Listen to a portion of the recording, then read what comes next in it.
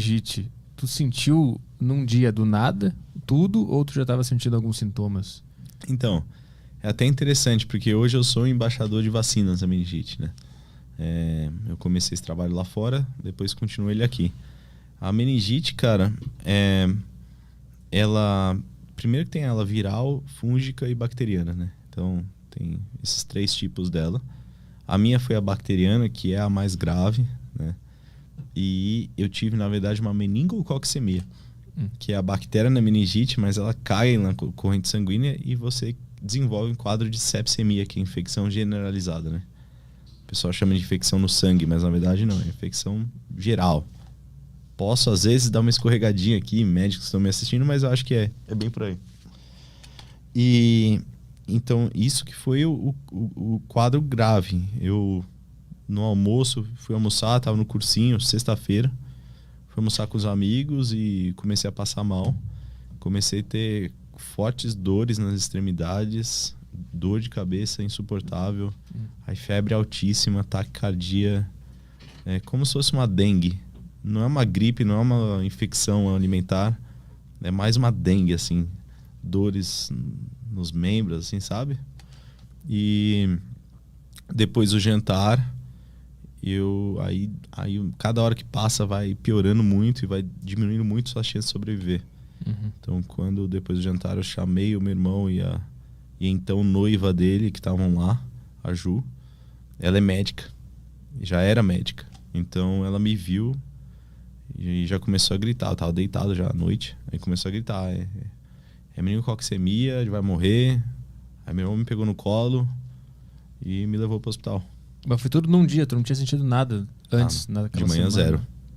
Foi Não, de manhã, zero. De manhã não tava vida Zerado. normal. Aí fiz as aulas. No almoço tu passou mal, mas aí ficou um pouco bem, foi pra casa, e de noite ficou mal de novo. Aí, tipo, 3, 4 da manhã do dia 12, do sábado, eu me levou pro hospital, aí já cheguei e falaram: é despedir dele. Chama todo mundo, chama a família. E tu consciente ouvindo tudo isso? Não. A última memória que eu tenho é da ambulância. E aí estavam meus 2 irmãos, a minha cunhada, os 3 chorando e brigando. Porque agora que eu fiquei sabendo disso, um irmão meu queria me seguir na ambulância, o outro queria vir dentro da ambulância e começaram a discutir, com a série na mão lá e tal, chorando, desesperado. Falei, gente, mas pra que tanto, né? Sabia. E aí eu lembro da porta fechando e dos pessoal da ambulância falando: fica comigo. Apaguei. E depois, qual foi a tua próxima memória, depois de apagar na ambulância? Depois de apagar na ambulância, na próxima memória, eu acordando com essas viagens doidas já no hospital uma semana depois. Da África, aquela lá do África, UFC. E quando é que tu entendeu o que estava acontecendo na tua vida? É difícil, quando demora pra passar o remédio, um dia, assim. Aí na hora que passa, aí o mundo colapsa em cima de você, né? Era época de vestibular, eu tava muito focado nisso. E aí o meu padrinho, ele era cardiologista, ele cuidou do meu caso, ele chegou, foi o primeiro rosto que eu vi. Falei: tio, o que você tá fazendo aqui? O que tá acontecendo? Ele falou: Pedro, você teve uma meningite, foi gravíssima, e você vai ficar um tempo aqui com a gente. Aí veio meu pai também, eu falei: pai, a FUVEST em novembro. Aí ele falou: não, esquece a FUVEST. Eu falei: putz, é grave. Não, deixa quieto. Deixa quieto você, mó rígido, sempre foi.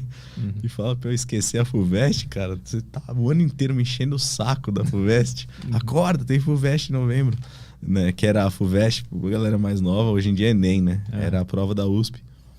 E aí eu vi que eu fui entendendo e eu queria ir embora. Eu lembro de uma vez eu chorando com meu pai, falou: pai, reserva um hotel aqui.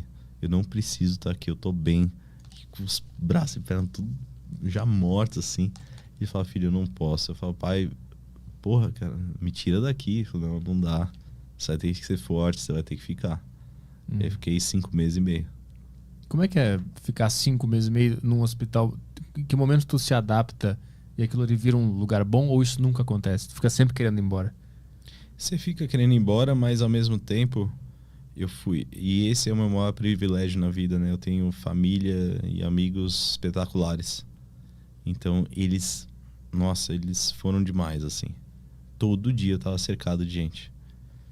E sabe aquelas férias que quando a gente é menor, que junta primo, tal, família, é tão gostoso, a gente tem essas memórias, joga jogo de tabuleiro. A gente fez isso por 5 meses e meio, né?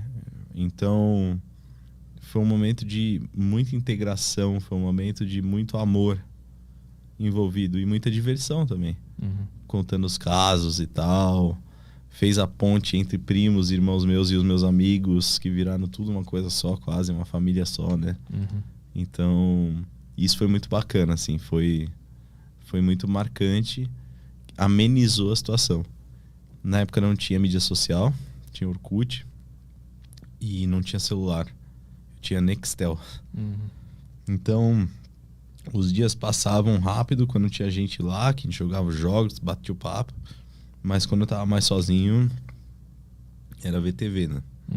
E os pensamentos passando a milhão na cabeça e tendo que controlá-los, né? Exatamente. É você criar esse buffer zone entre o que você é e o que você tá pensando, né? Criar esse espaço de consciência para você conseguir controlar. E observar, né? Observar meio que de fora, sair, né? Exato.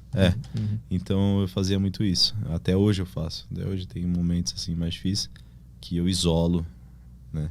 Eu vi um vídeo de um cara que falou assim, pensamento ruim é igual visita, assim, bateu na porta, você tem que olhar pelo olho mágico, abrir a porta devagarzinho, ver se você deixa entrar ou não, sabe?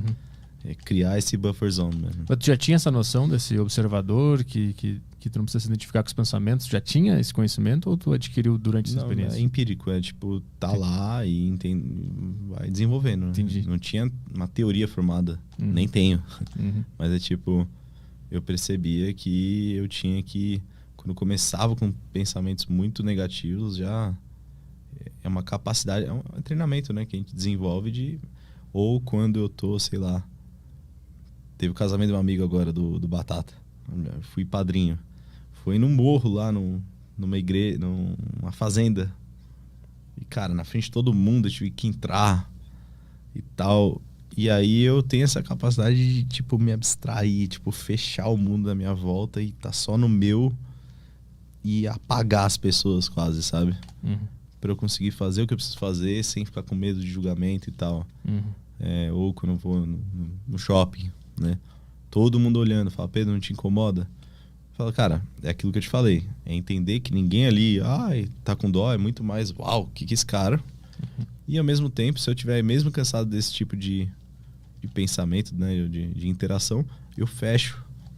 Eu fecho ali, cara. Eu vou naquela loja, eu só vejo ela. Eu não vejo mais nada que tá em volta. Né? Então foi sozinho. Autodefesa. Então, por autodefesa, tu conseguiu entender essa quase uma tese, não sei se é uma tese, uma filosofia de como lidar com os pensamentos.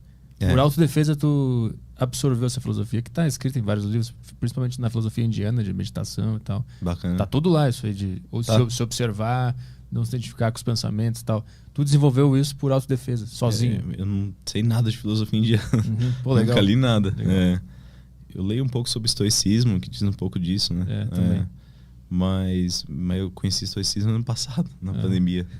Depois de já ter feito um monte de estoicismo. E eu me identifiquei muito, que eu falo, cara, o que deu certo na minha vida foi quando eu me alinhei à filosofia estoica. Eu soube isso depois, tentativa e erro, mas eu falo, beleza, onde eu acertei, eu tava sendo um estoico.